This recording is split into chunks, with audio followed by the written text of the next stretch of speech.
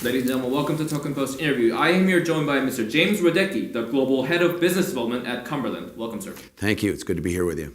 So, starting off, Cumberland, or DRW, handles with OTC trading as well as large volume block trades. So, would you care to briefly introduce what Cumberland does? Sure. Cumberland is the cryptocurrency arm of DRW. DRW is a principal trading firm started in Chicago almost 27 years ago by a gentleman named Donald R. Wilson, hence the DRW. That was his trading badge on the trading floor. And when he and a few of his colleagues got together to start a firm to trade euro-dollar options on the mercantile exchange floor. And then over 26 years of capital markets evolution, DRW evolved with it. And today we're a little firm of about 1,000 employees in about 13 offices around the globe, and we trade principally in most asset classes and strategies around the world where there are liquidity and volatility. But continuing with that evolution, DRW evolved in other ways with it. So additionally, to take advantage of dislocations in real estate prices, we launched a commercial real estate business called DRW Convexity Properties. To take advantage of opportunities in the emerging fintech world, we launched a business called DRW Venture Capital, and to date we've made a large number of investments throughout the fintech and digital asset industries, and then we eventually got into cryptocurrency, and Cumberland is the cryptocurrency arm of DRW. So today Cumberland is the largest trader of cryptocurrencies in the ecosystem. We trade principally only, no agency. We're not an exchange. We have no outside investors. We don't do any custody, any advisory, or any agency brokerage services. We are a principal trader. And so we are one of the largest principal traders. We provide over-the-counter liquidity as well as trading on screens. We trade 24 hours a day, 7 days a week from offices in Chicago, London, and Singapore. And our calling card is that we're known for the liquidity that we can provide, and we're the biggest not only in the depth of markets that we can make in providing size, quotes, but also in the breadth, the number of names that we trade. We take our trading very seriously at DRW. But in addition to that, we also do run an opportunities desk out of DRW in conjunction with DRW VC, where we do make strategic investments throughout the ecosystem. The first of those investments was we co-founded Digital Asset Holdings in 2014, where we hired Blythe Masters from JP Morgan to be the CEO to provide blockchain solutions to the financial sector. We were the original VC behind Bitfury, and most recently we took a stake in custodian BitGo. We're very active throughout the ecosystem in more ways than just providing liquidity. So now, a lot of project or the leaders of the industry presume 2019 to be something of a year of presume the year of 19 to be a year of adoption. So do you agree on that comment? I think what we've seen is we saw in 2017 an inflection point where years of education in both blockchain and cryptocurrencies happened to meet with venture capital at the perfect time, where it lit the wick of exuberance into the evolution of cryptocurrencies. But as you know, it was a nascent asset class. It was under 10 years old at that point in time, and the infrastructure hadn't been built out, and we started seeing things that were maybe not consistent with long-term sustainability. It's the only asset class we've ever seen where the operational risks are greater than the market risk. We've never seen an asset class like that in our time in the industry, and we thought it's maybe a little frothy, and it's also. So we took a step back and said, this is where we really started monitoring the institutionalization curve to say, how fast can institutions come based on what they typically need conditions to invest in. So what we saw in 2017 was we thought we'd move from crypto 1.0 into crypto 2.0 with a little bit more maturity at some point in time. And we saw that between Thanksgiving, late November, and December 18th of 2017. We crossed that plane.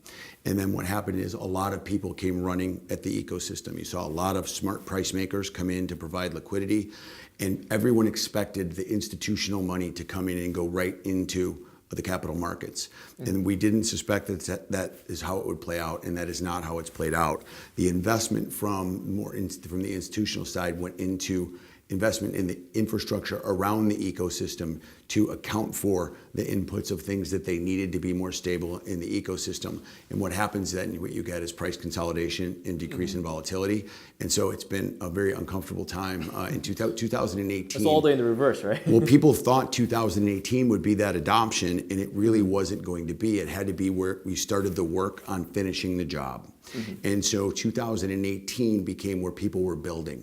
And you saw a lot of service providers build up, and they were coming in. And with firms like us, we said, okay, we're going to eventually see contraction in these markets. Let's deploy our resources where we can take advantage of that, as opposed to trying to keep up with everybody else. So we really sunk into our own resources and said, what will people need in crypto 3.0 to make money? What will institutionalization look like?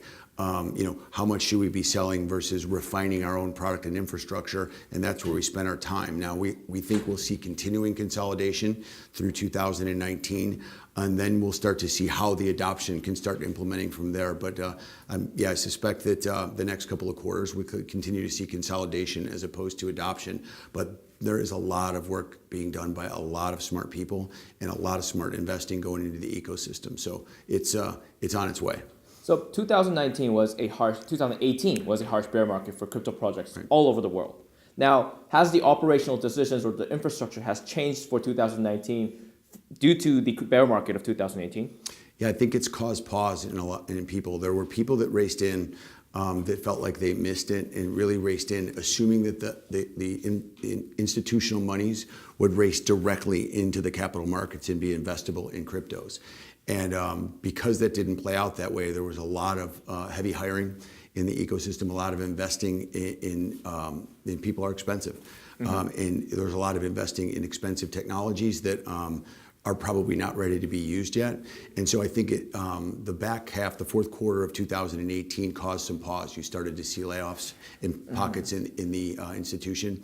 I had a number of people ask me, in December, is this the end? Could it be? And I said, no. I mean, really, if you look at the nascency of this asset class, it's actually really just the beginning.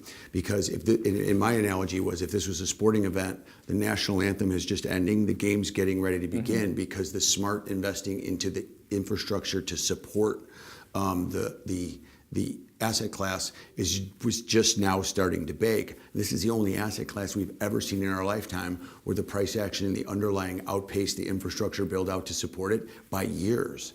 So I believe that there are good things coming. We saw, but it did change the way a lot of people that didn't have reason for cause before started to tap the brakes and say, there's a non-zero risk that this could all not work and do all that, and that's correct. So it did change a lot, but what we believe is that the price action is really just a scorecard for trading. That it doesn't really price in the work that's being done in the movement, the ecosystem underneath it, and that work has not slowed. It's picked up pace. And those that have really invested in this mentally and emotionally, that have studied the technology, are even really more in. And the truth of the matter is that that's the way I feel. I mean, most days when my feet hit the floor, I wake up and I say, I wish I would have got up an hour earlier, because I'm that committed to this space. I do believe in it. I believe good things are coming, but that doesn't necessarily play out in price action today. Now, it could be a personal question. Now, if you're uncomfortable, you don't have to answer it, but do you personally get into trading? I've been an active investor since late 2011, early 2012. Really, that early? Yeah.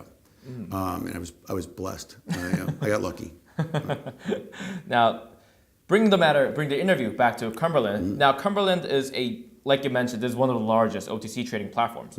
However, contrary to its fame, it's relatively quiet within the industry. There's not much news around it. There's not much performance or events surrounding it. So, what's your secret sauce behind the fame that you have achieved currently? I think what we've done is, we're a mature firm. Cumberland was a startup within the DRW framework, but DRW has been in business for almost 27 years, and so we were able to ride off the years of developing, of implementing and refining our development of our risk management practices and normal business processes, internal controls, and things of that nature. So we were able to move and adapt much more quickly than startups in the space because we had so much more infrastructure and experience to rely on.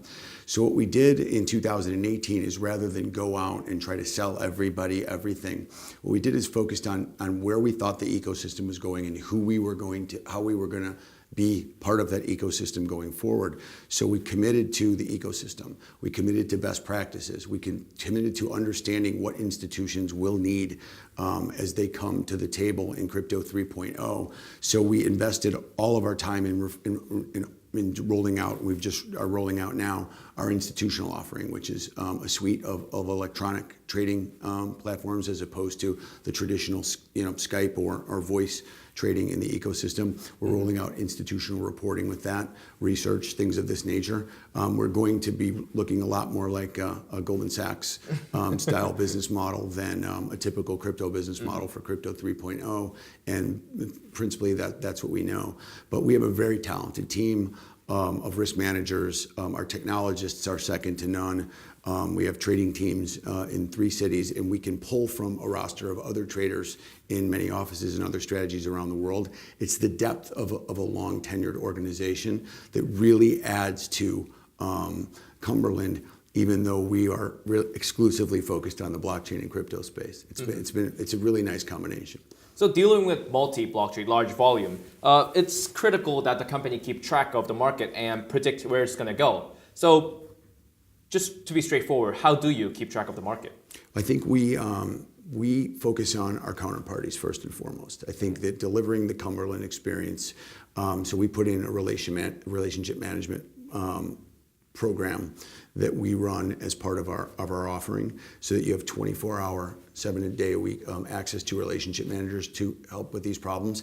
And through that, we are able to both accrue information in on what the changing needs of our counterparty base is, as well as we have the technology and infrastructure that's been developed starting 27 years ago through to today, where our systems allow us to warehouse risk that others possibly can't based on our modeling, but it also allows us to be very nimble in understanding what our counterparties' needs are to provide that experience back to them. So the products that we'll be developing to allow them access to liquidity, to get them frictionless access to global liquidity where they can't get it without because they can't connect to 280 exchanges around the world, to seamless same-day settlement of their fiat to crypto, crypto to fiat, or crypto to crypto transactions, because we are a global firm. These are the things that it's very difficult for a startup to come in, and they can compete at the spot market in some way, but can they scale it and repeat it? The difference is that we invested with a long-term greedy approach to saying we're going to invest in everything that we do. Is it going to be what we need out 3, 5, and 7 years from now? And that's a difference of being an institution as opposed to a lot of the startups that we're saying we need to make money now. We invest we take a long-term approach to this, and our systems reflect that. So we're able to translate intelligence back and forth between our counterparties much more seamlessly than most in the space. Now, mentioning about your counterparties, the influx of institutional money or the institutional capital is what all crypto traders or crypto industry is waiting for. Now, there have been news on predicting future influx of these institutional capital. However, would you care to comment on the specific timing or the trend among the institutional investors out there in the world? I try never to give my opinion on things because my opinion and $1.25 won't get you on the bus in the city of Chicago. But I do share my experience. And we saw that a lot of people were deploying a strategy that the institutional money is coming, but we found that most of their thesis was based on hope. They knew that that will be the velocity of money that could carry this to the next level. We took a different approach, more of a systematic and data-driven approach. And so I wrote a paper a while back, and Justin Chow, who's our Asia head of business development, helped me refine this.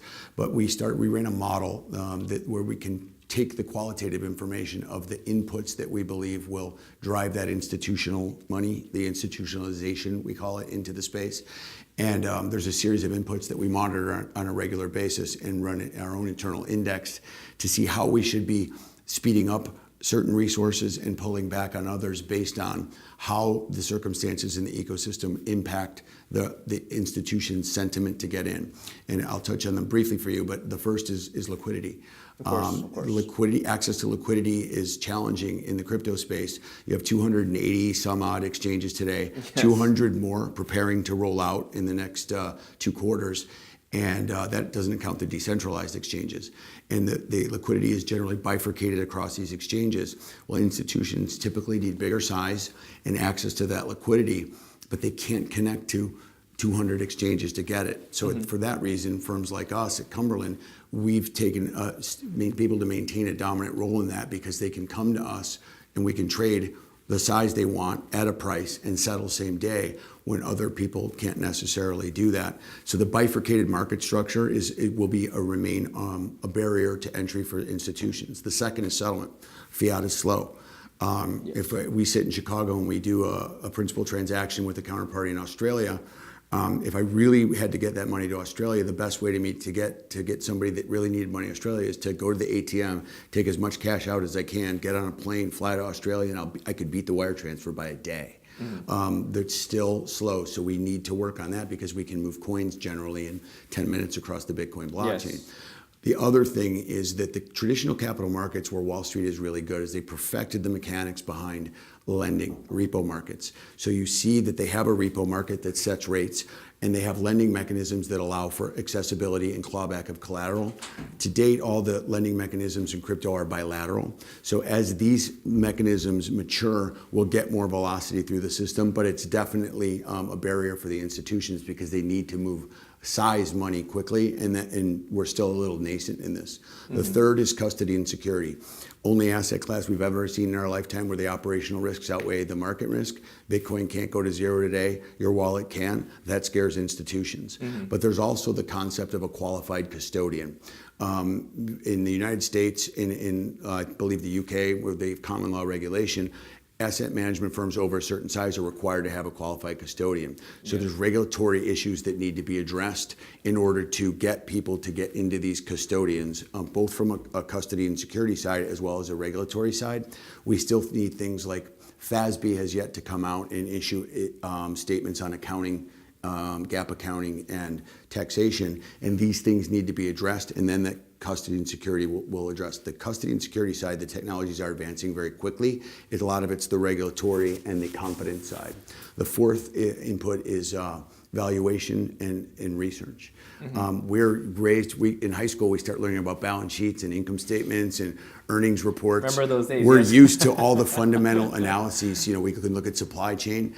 It's a very different set of fundamentals that you would need to really understand how there's some intangibles in here in the technology. As we start to see adoption and we see what works and we see affloption, things that are going away and going to zero, we'll start getting a better definition of how to value these technologies and projects. And then you'll start to see a standardization of research, and traditional people can grab onto that in ways that they're used to investing with research. It's been challenging to date.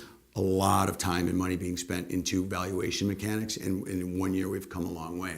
The final input, and I won't spend a whole lot of time on this, but it's the uncertainty around regulation.